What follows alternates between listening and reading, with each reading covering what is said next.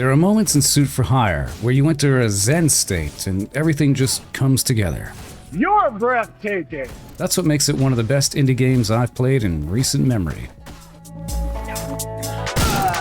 Suit for Hire is a new action game released towards the end of last month by Godmode Interactive, which incorporates the top-down style of rapid gunplay from Hotline Miami, though this view can be toggled between third-person mode for better accuracy, combined with a far more forgiving kung fu melee combat and somewhat similar art style to Sifu, along with the bullet time mechanics ripped straight from Max Payne.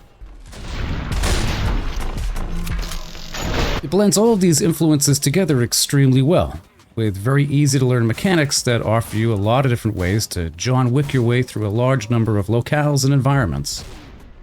Each mission offers different challenges, which, when completed, unlock new ways to customize your character's suits and accessories, along with a handful of different weapons that unlock as you get through the game. Each weapon has a different utility, along with a specific special ability that unlocks after a certain number of kills.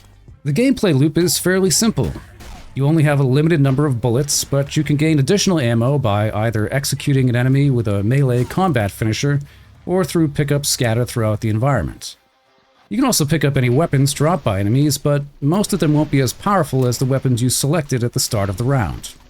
Combat encounters are fluid and enjoyable, given you need to prioritize how you want to approach a given scenario, generally by picking off the enemies with guns first, leaving melee enemies for executions to refill your magazines.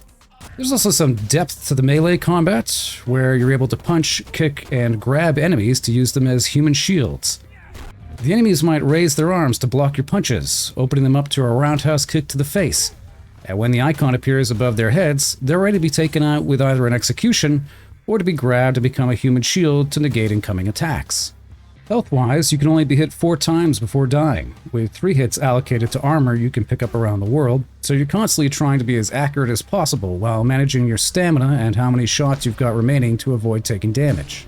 Bullet time and melee actions are derived from your stamina meter, with a little bit of Dark Souls influence thrown in here, but it regenerates extremely fast, so you're really encouraged to use the abilities as much as you like without making the game brain dead easy.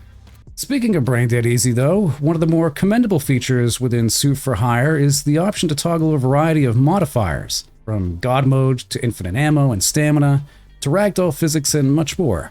It's a really useful feature that drastically adds to the amount of playtime you'll spend with the game. It just adds an entire additional layer of fun to keep you playing longer than you probably would have otherwise. There's a surprising amount to do here in Suit for Hire, with your initial run through the game taking about 7 to 8 hours, with completionist reruns of missions to unlock all achievements taking significantly longer. Considering the game is only $9 with the current Steam summer sale, it's really a must-have if you're looking for a game to easily jump into or something to play for just 15 to 20 minutes at a time.